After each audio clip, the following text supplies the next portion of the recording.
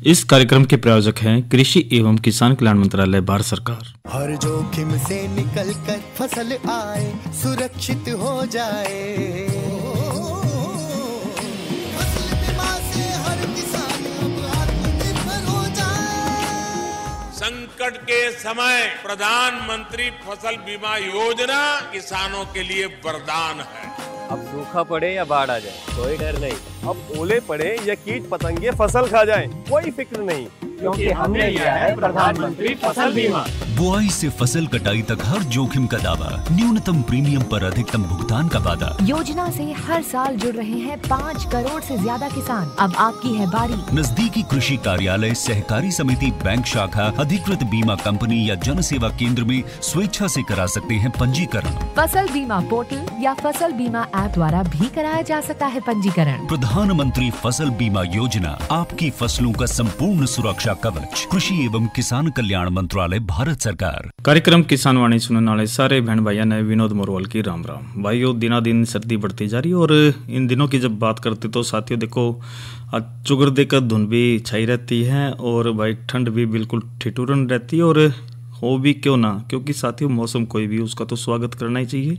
साथ के साथ अगर जो भाई मौसम हम अपने अनुसार चाहेंगे तो साथियों मौसम तो अपने अनुसार चाह लेंगे, लेकिन भाई जो हमारी जो कृषि है वो हमारे अनुसार हमारे को सही आगे नहीं बढ़ा सकती। क्योंकि भाई अगर जो सर्दी नहीं होगी तो भाई गेहूं का जो दाना है वो भी नहीं बनेगा और जो अन्य जो फसलें हैं वो भी हम ले नहीं सकते। तो साथियों मौसम कोई भी हो उसमें सारी हम अपनी जो कृषि से संबंधित सारी कार्य करते हैं, लेकिन साथ के साथ हमने अपना भी ध्यान रखना चाहिए। और कार्यक्रम किसान वाणी में साथियों हम जो विषय लेकर आए आज हम प्रधानमंत्री कृषि सिंचाई योजना के बारे में बात करेंगे।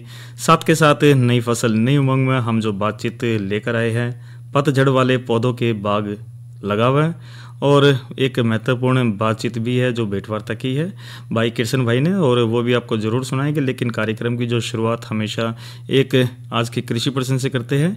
तो आज का जो कृषि प्रश्न है, जल शक्ति अभियान में हरियाणा को देश भर में कौन सा स्थान मिला है।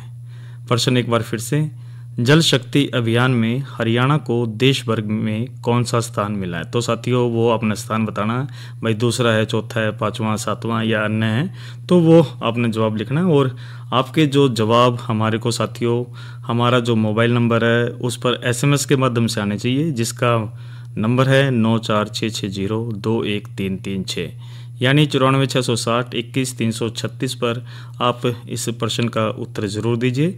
और भाई जो सही जवाब देगा उस भाई का नाम भी बाँचेंगे और भाई बधाई भी देंगे। और ये जो आप जवाब है साथियों 6:50 से पहले आप हमारे को SMS के माध्यम से भेजिए, हम उसी को स्वीकार करेंगे और बिना किसी देरी के साथियों इसका उत्तर ज़रूर दीजिए। और आज अब प्रश्न के बाद साथियों एक भेंटवार्ता भी आपको ज़रूर सुनाते हैं और ये जो विषय है प्राकृतिक खेती समय की मांग। तो साथियों प्राकृतिक खेती समय की मांग विषय पर भाई कृष्ण ने बहुत बढ़िया बातचीत करी है। तो बातचीत के अंत सुनते हैं, फिर कार्यक्रम में अन्य चर्चा रहेगी। सुनते हैं ये भेंटवार्ता। आज हमारे साथ स्टूडियो में उपस्थित हैं डॉक्टर बलजीत सिंह सहारण जी, जो वरिष्ठ संयोजक चौधरी चरण सिंह, हरियाणा कृषि विश्वविद्यालय कृषि विज्ञान केंद्र कुरुक्षेत्र में। और आज हम उनसे जानना चाहेंगे कि प्राकृतिक खेती समय की मांग है जैसे इस विषय पर जानकारी लेंगे। डॉक्टर साहब आपका स्टूडियो में स्वागत है। रिसाला भाई आपका भी बहुत बहुत धन्यवाद और सभी को नमस्कार। डॉक्टर साहब देखते हैं कि कई बार जो किसान भाई हैं ये सोचते हैं कि प्राकृतिक खेती की जाए, लेकिन थोड़ा सा वो हिचकिचाहट करते हैं। लेकिन सबसे पहले आप ये जानकारी दें कि प्राकृतिक खेती क्या चीज है। रिसाला भाई देखिए, सबसे पहले आपने बहुत ही अच्छा प्रश्न पूछा है, क्योंकि प्राकृतिक खेती किसान भाइयों को सबसे पहले जानना जरूरी है कि प्राकृतिक खेती हम कौन सी खेती को कहते हैं जी। प्राकृतिक खेती एक खेती करने का तरीका है। इसके अंदर सारी चीजें किसान भाइयों को बताई जाती हैं कि हमारा जो पौधा है उसको खुराक किस फॉर्म में देनी है, हमारा जो पौधा है अगर उस पर बीमारी आती है तो वो कंट्रोल कैसे करें, किसान भाइयों को क्या करना है, किसान भाइयों को क्या नहीं करना है, इसके बारे में जानकारी दी जाती है। तो इसकी इसकी खास बात ये है रिसाला भाई कि जो प्राकृतिक खेती के अंदर जो लागत है अपनी वो कम करने की कोशिश की गई है। जैसे मान लिया हमें खाद के फॉर्म में देना है जीवामृत, घन जीवामृत, बीजामृत, तो किसान अपने खेत में बनाए। अगर हमें बीमारियों की रोकथाम करनी है, बीमारियों का कंट्रोल करना है, तो ऐसी चीजें हैं वो भी किसान भाई अपने खेत में बनाए और खेत के अंदर जो भी चीजें हैं उनको प्रॉपर तरीके से इस्तेमाल करे। तो ये एक तरह की विधि है, एक तरह का प्रोटोकॉल है जिसको हम प्राकृतिक खेती कहते हैं। जी डॉक्टर साहब, देखिए प्राकृतिक खेती किसान भाइयों को जानकारी तो है, पर जो है ना कि इसकी जरूरत क्यों पड़ती है प्राकृतिक खेती की, ऐसा क्या समय आ गया अब? रिसाला भाई देखिए, हमारे जो बुजुर्ग थे उनके पास साधनों की कमी थी। आज हमारे पास सारे साधन हैं, हमारे पास जो मोबाइल है, कार है, ये चीजें उस टाइम नहीं होती थी। आज सड़कें हैं, मेट्रो है, ये चीजें नहीं होती थी, लेकिन फिर भी हमारे बुजुर्ग बहुत खुश रहते थे और इतने प्यार से रहते थे।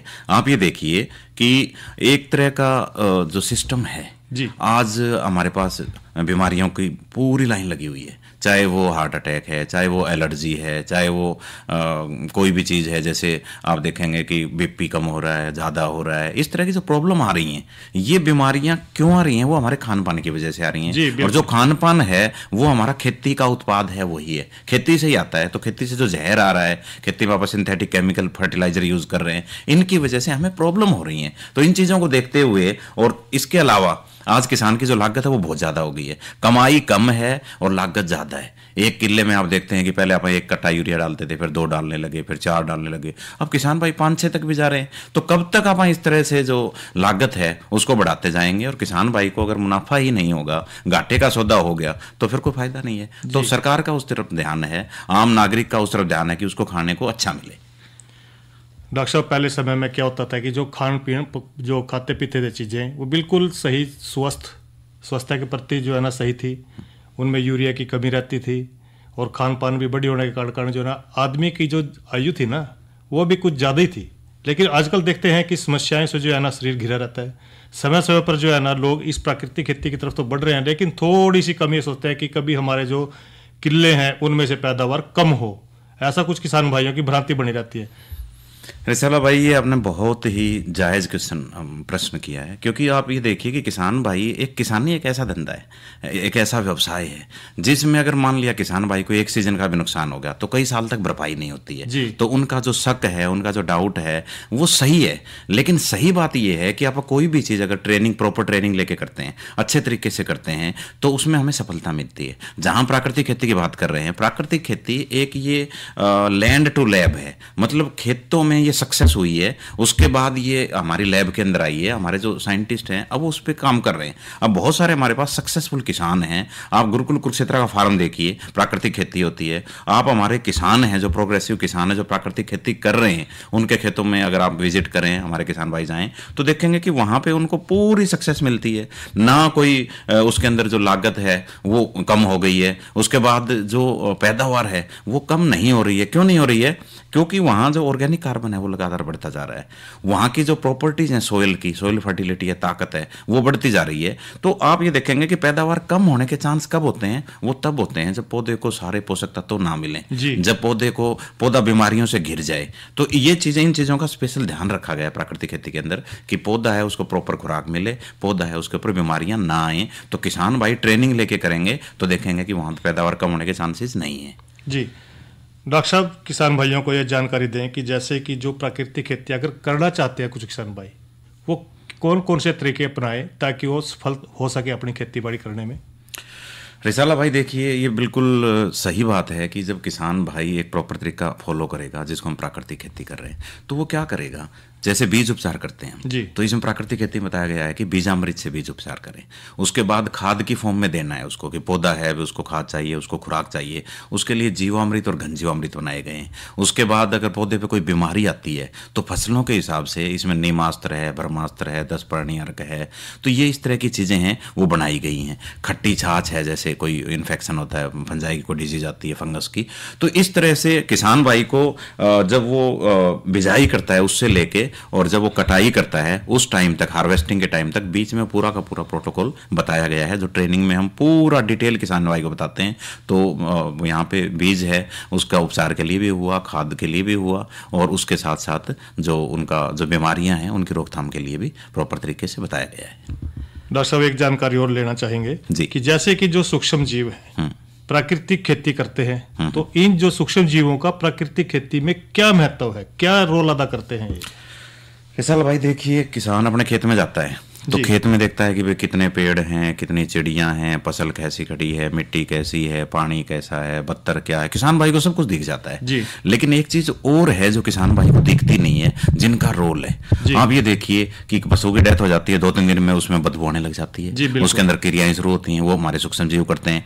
दुनिया में कितना दूध से दही बन रहा है, ये हमारे सूक्ष्म जीव करते हैं। शाम को हमने दूध में खट्टा डाला, जावन डाला और सुबह में दही मिल गया। कितनी सारी दवाइयां हैं, बहुत सारी चीजें हैं जो हमारे सूक्ष्म जीव करते हैं। उसी तरह से खेती में भी जो सूक्ष्म जीव हैं हमारे, ये बहुत सारे रोल अदा करते हैं। जैसे जो बायोलॉजिकल नाइट्रोजन फिक्सेशन है कि वातावरण से नाइट्रोजन लेके पौधों को देना, जैसे फॉस्फोरस सोल्युबलाइजेशन है कि फॉस्फोरस तो है मिट्टी में लेकिन वो अवेलेबल नहीं है। कहने का मतलब ये है जैसे हमारे घर में अनाज तो रखा हुआ है लेकिन वो अनाज हम कच्चा नहीं खा सकते, उसका हम आटा बनाएंगे, फिर रोटी बनाएंगे, पूरी बनाएंगे, हम परांठा बनाएंगे, वो चीज हम खा सकते हैं। तो अनअवेलेबल फॉर्म को अवेलेबल फॉर्म में कन्वर्ट करने का काम जो काम करते हैं ये सूक्ष्म जीव करते हैं। और दूसरे पोषक तत्व हैं, चाहे जिंक है, मोलिब्डेनम है, चाहे मैग्नीशियम है, ये कैल्शियम है, ये सारी चीजें पौधे को देने का काम है वो हमारे सूक्ष्म जीव करते हैं, क्योंकि ये मिट्टी के अंदर बहुत सारी क्रियाएं करते हैं।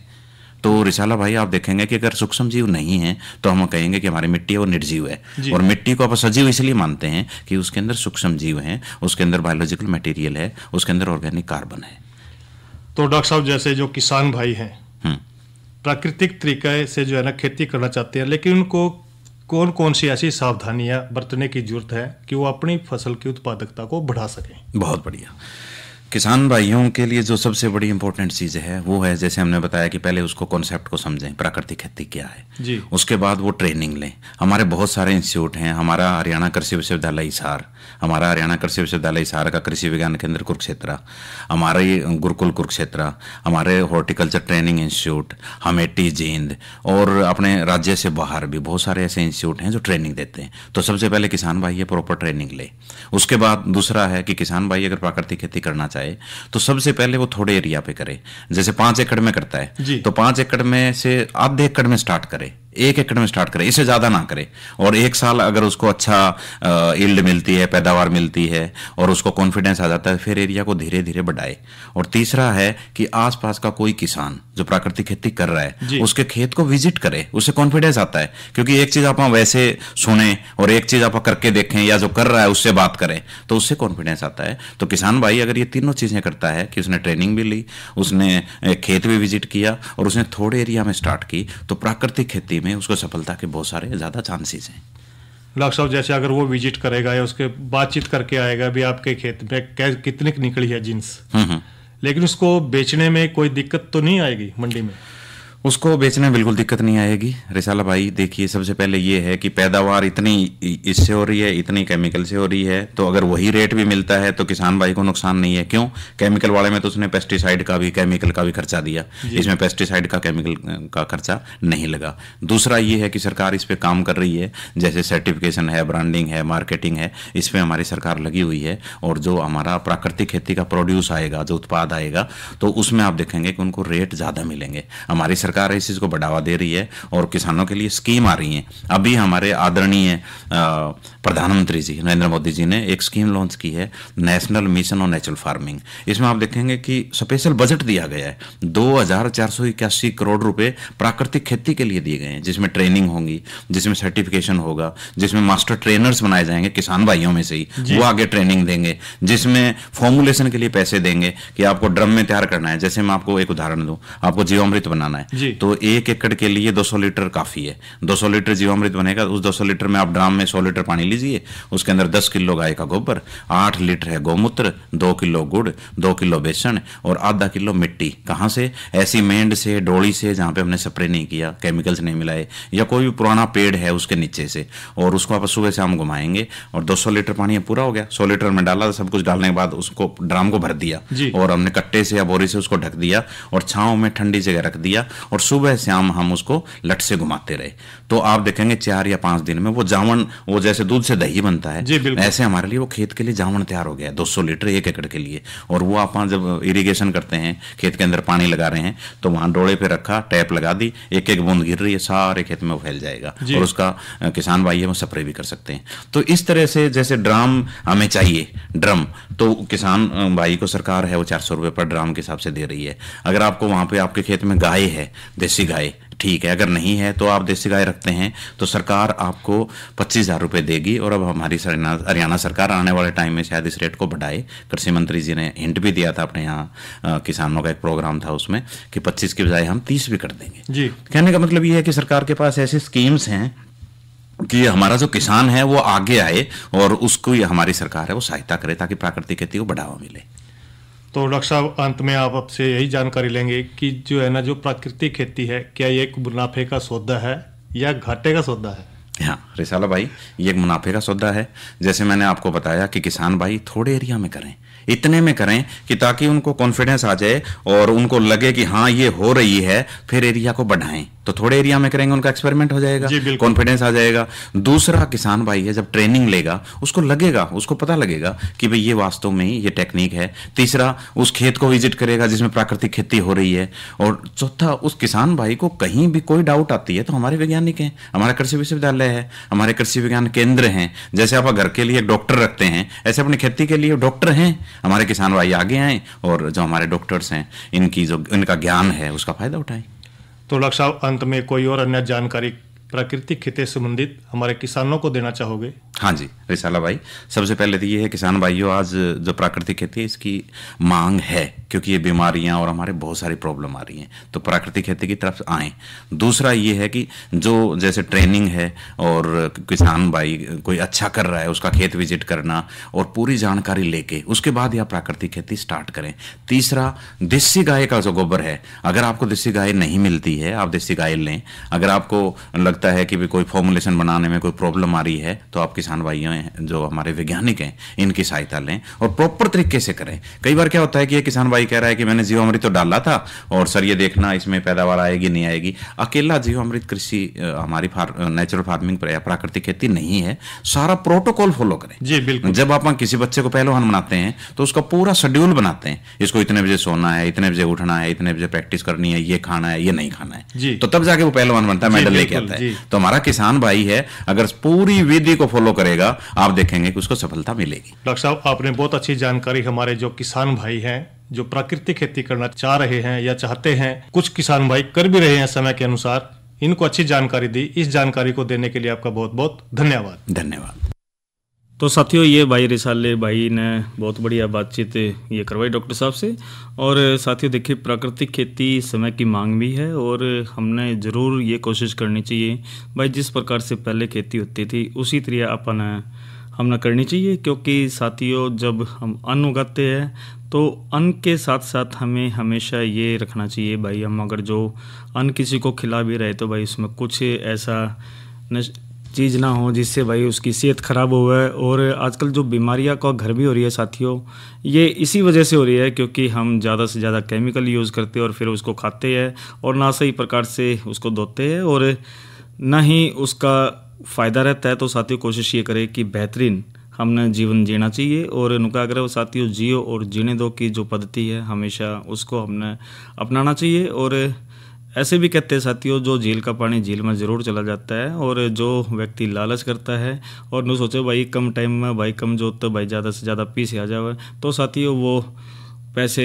उसका वो फ़ायदा नहीं रहता। तो कोशिश ज़रूर हमें ये करनी चाहिए, एक दूसरे को समझाना चाहिए कि भाई जो प्राकृतिक खेती की तरफ हमें ज़रूर लौटना चाहिए। हमारी जो प्रकृति का है, हमारा जो माहौल है वो ज़रूर बेहतर रहेगा। तो साथियों ये तो बातचीत के हम सुने और अब जो अन्य जो चर्चा ज़रूर कर लेते साथियों, प्रधानमंत्री कृषि सिंचाई योजना की बात करते हैं और एक जो आज का कृषि प्रश्न है उसके बाद भाई उसे का उत्तर भी ज़रूर लोगे। कई साथियों ने भी इसका सही उत्तर दिया है और जल्दी से बताएंगे। लेकिन साथियों जो प्रधानमंत्री कृषि सिंचाई योजना जब PMKSY की जब बात करते तो इसकी शुरुआत साथियों 2015 में हुई थी और इस योजना का जो मकसद केवल भाई यही था कि खेतों में पानी की जो पहुँच है वो बढ़ावा और सिंचाई की जो दक्षता है उसको बढ़ाया जाए। और इस योजना के तहत भाई कम पानी में ज़्यादा फसल पैदा करने की कोशिश इसमें की जाती है। और इस योजना के तहत भाई जो की जाने वाले जो काम से वो भाई एक तो देखो इसमें जलाशयों का सुधार और जीर्णोद्धार इसमें हुआ भी है, और भूजल पुनर्भ्रमण यानी कि जो भाई जो चौवा कती नीचे न जा रहा भाई वो सही हो जावे, ऊपर ना जावे, और पीने के जो पानी की उपलब्धता है उसको भी बढ़ाना है, और कृषि और बागवानी उत्पादकता इसमें बढ़ाना हमारा जो मकसद रहा है, और जल उपयोग दक्षता इसमें बढ़े, और साथ के साथ भाई स्थायी जल संरक्षण जो प्रथाओं को शुरू करना इसका मुख्य जो इसमें योजना का जो उद्देश्य रहा है। और इस योजना के तहत भाई जो ड्रिप और स्प्रिंकलर जैसी सिंचाई तकनीकों का इस्तेमाल भी हम कर रहे हैं, और इस योजना में भाई केंद्र और राज्य सरकार भाई मिलकर इसमें हमारे जो प्रगतिशील किसान बहन भाई हैं भाई उनको ये जो अनुदान भी देती है। और इस योजना के कुछ और मकसद की बात करें तो साथियों, सिंचाई में निवेश में एक रूपता लाना, हर खेत तक पानी पहुंचाना, पानी बचाने की तकनीक को अपनाना भी इसके प्रमुख उद्देश्य है। और प्रधानमंत्री कृषि सिंचाई योजना साथियों 2015-2016 के दरमियान ये शुरू की गई थी, जिसका उद्देश्य है खेत में भाई पानी की भौतिक पहुंच को बढ़ाना और सुनिश्चित सिंचाई के तहत खेती योग्य जो क्षेत्र का जो विस्तार करना है, और खेत के पानी के उपयोग की दक्षता में सुधार करना है, और स्थायी जल संरक्षण प्रथाओं को इसमें लागू करना इसमें रहा है। तो साथियों कोशिश हमने ज़रूर करनी चाहिए, और जिस प्रकार से अनुदान है केंद्र सरकार की तरफ से, राज्य सरकार की तरफ से, तो साथियों इसमें हम इसे ज़्यादा से ज़्यादा इसमें लाभ ले सकते हैं। और बात ज़रूर हम कर रहे हैं साथियों अब नई फसल नई उमंग की, क्योंकि साथियों कई चीज़ें हम जब देखते भाई पतझड़ वाले जो पौधों के बाग भी हम लगा रहे हैं, और कृषि वानिकों में जो पॉपुलर की जब हम बात करते हैं तो साथियों देखो जो पॉपुलर के जो पौधे हैं वो लगाओ तो उससे ज़्यादा लाभ हमें मिलता है। और पॉपुलर एक बहुत तेज़ी से बढ़ने वाला जो पर्णपाती वृक्ष है, और ये जो सैलिकेसी परिवार से संबंध रखता है। और पिछले 2-3 दशक की जब हम बात करें तो पॉपुलर की खेती उत्तरी भारत यानी कि हरियाणा, पंजाब और उत्तर प्रदेश के किसानों में लोकप्रिय भी हुई है, और इसके कई कारण भी है भाई। इस वृक्ष की तेजी से बढ़ने की जो क्षमता है वो कम खर्च व उपयोगी जो लकड़ी है, और यह जो वृक्ष भाई सीधा लंबा वजन में हल्का होता है, और 6 से 8 वर्ष के अंदर भाई कटाई के लिए भी तैयार हो जाता है। और इसकी जो लकड़ी है वो जो प्लाईवुड के लिए बात कर लेते हैं, माचिस की तिल्ली है, फलों की पेटियां है, कृत्रिम अंग है, कागज है, खेलों का सामान, और जो पेंसिल के बनाने के लिए भाई ये काम आती है। और इस लकड़ी की जो बढ़ती मांग की पूर्ति और उद्योग के लिए भाई ये ज़रूरी हो गया कि भाई किसान भाई अपने खेतों में फसलों के साथ साथ भाई पॉपुलर का जो रोपण करके इसका उत्पादन बढ़ावा, जिससे एक और तो उसकी भाई लकड़ी की बढ़ती मांग की पूर्ति हुआ है, और दूसरा भाई किसानों को पॉपुलर व कृषि फसलों से अच्छी भाई आमदनी भी हमने प्राप्त हुआ है। तो साथियों कृषि वानिकी में भाई पॉपुलर हमने ज़रूर लगाना चाहिए, क्योंकि साथियों ये समय की मांग भी है, और इसमें साथियों जो पतझड़ वाले जो पौधे हैं ये जो बाग लगा कर साथियों हम इसमें ज़्यादा से ज़्यादा इसमें लाभ ले सकें। तो साथियों अब सुनते हैं ये लोकगीत रागनी सुनते हैं, और उसके बाद भाई जो प्रश्न सही उत्तर दिया है उसको ज़रूर लेंगे। भाई जल शक्ति अभियान में हरियाणा का देश भर में कौन सा स्थान रहा है उसका जल्दी से आप हमारे को जवाब 9466021336 पर ज़रूर दीजिए। और इस रागनी के बाद उसे को हम ज़रूर लेते हैं साथियों, और सुनते हैं ये अब रागनी।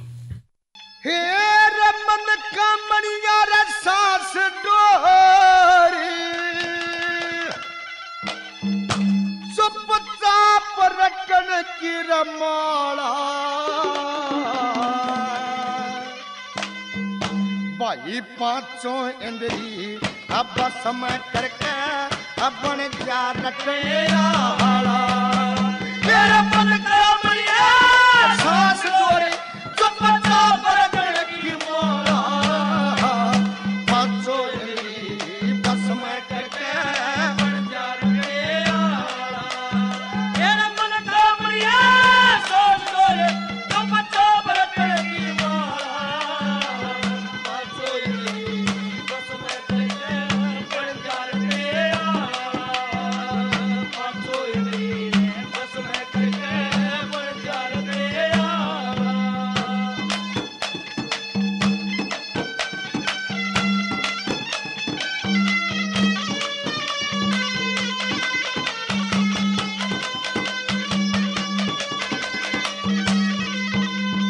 एक जीव अंदरी प्यारी हो से जीवनरी प्यारी हो से मीठर बोलन सीखो काने अंधेरी शब्द सुनन बुद्धि ते तोलन सीखो भाई नैनी अंधेरी रे धर्म जंग पे घूमन डोलन सीखो एक गुप्त अंधेरी पर नारी पे मतना खोलन सीखो एक गुप्त अंधेरी पर नारी पे मतना खोलन सीखो इस मन पापी ने बस में कर ले रे मन पापी ने बस में कर ले अरे और लगा दे ताला पांचों अंगली बस में करके बन जा रखे आला मेरा मन का बनिया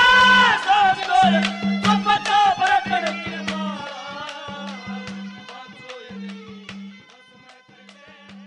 तो साथियों ये तो हमने रागणी सुनी मनकामणियाँ और मेर सिंह की रागणियों में से हमने इसको लिया था। और आज का जो कृषि परिषद था भाई, जल अभियान में हरियाणा को देश भर में कौन सा स्थान मिला भाई, इसका जो सही उत्तर है भाई इसमें दूसरा स्थान है।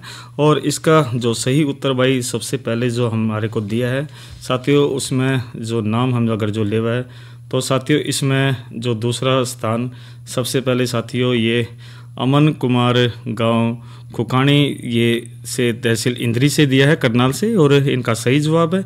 इसी तरह साथियों जो दूसरा स्थान भाई इन्होंने संजीव कुमार ने तो बता ही दिया है। साथ के साथ अगर जो हम आगे बात करें तो भाई इसके अंदर जो इसमें रणधीर सिंह बांगड़ है जो मेजो देवी गौरव प्रवीण ने भाई ये यमुनानगर से इन्होंने जो सही स्थान दिया है। और भाई इसी तरह साथियों जो अन्य हम जो बातचीत करें तो साथियों इसमें और जो एक रोहतक से भी आया डॉक्टर जयसिंह का, और इसी तरह साथियों सतपाल पंजेटा हिरण छापर यमुनानगर से भी इन्होंने सही जवाब दिया है।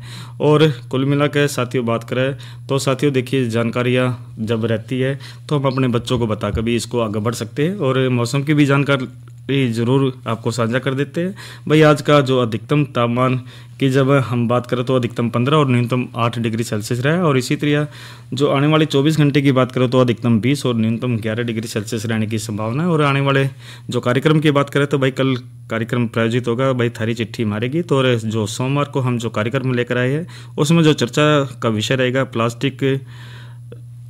प्लास्टिक लोनल विधि से शिमला मिर्च की बात करेंगे। और आज की नसीहत में सोमवार को हम बात करेंगे आजकल के दिनों में पशु आवास प्रबंधन। और जाते जाते एक नंबर भी ज़रूर महत्वपूर्ण बताते थे भाई, किसान कॉल सेंटर नंबर है 1551 और घर बैठे भाई आप कृषि संबंधित जानकारी ले सकते हैं। इसी तरह भाई PIB ऐप के माध्यम से भी जो कृषि से संबंधित महत्वपूर्ण जानकारियाँ हैं वह आप इस पर ले सकते हैं। और साथियों कोशिश हमेशा ये करनी चाहिए कि साथियों जो हमारी जानकारियाँ हैं उनको हम अपने जो प्रगतिशील किसान बहन भाई है जो आस पड़ोस है उनमें भी साझा करें ताकि इसमें हम आगे से आगे ज़्यादा बढ़े। अरे अरे अरे क्या कर रहा है? इधर इधर इधर हम बोल रहे हैं तेरे बीजू का। उतला बोल रहा है? पक्षियों से तो हम खेत को बचा लेते हैं पर इन घातक रसायनों से कैसे बचाएं? मतलब? देख बेटा, तू जो ये अंधाधुंध रसायन मिलाता है ना, मिट्टी की सेहत बिगड़ने लगी है और जब माटी ही कमजोर पड़ जाएगी तो उपज कैसे सेहतमंद होगी? अरे पहले ऐसा नहीं था, पूछना अपने बड़े बुजुर्गों से कैसे फसल लहलहाती थी, शुद्धता झलकती थी। हाँ, माटी भी तंदुरुस्त और लोग भी। अरे अब पहली वाली बात कहाँ? पर अब तो सब यही डाले हैं। सब नहीं, आज भी लाखों जागरूक किसान परंपरागत विधि से फसल उगा रहे हैं, खर्चा कम और उपज की कीमत भी बेहतर पा रहे हैं। सच है? रे बेटे एक्सपीरियंस से बता रहे हैं, धूप में बाल सफेद नहीं किए हैं। हाँ। ठीक है भाई, मैं भी आज से जैविक खेती शुरू करूंगा। माटी से प्रेम की परंपरा है, परंपरागत खेती। तो साथियों आज के कार्यक्रम में इतना ही। एक उम्मीद करते हैं भाई आप अपना भी ध्यान रखेंगे, साथ के साथ कृषि के कार्य को आगे बढ़ाकर देश को हमेशा नंबर 1 पर रखेंगे। और प्रायोजक रहे हैं साथियों आज के कृषि किसान कल्याण मंत्रालय भारत सरकार। तो अपने साथी विनोद मोरवाल को दीजिए इजाजत। अच्छा बहनों और भाइयों, राम राम।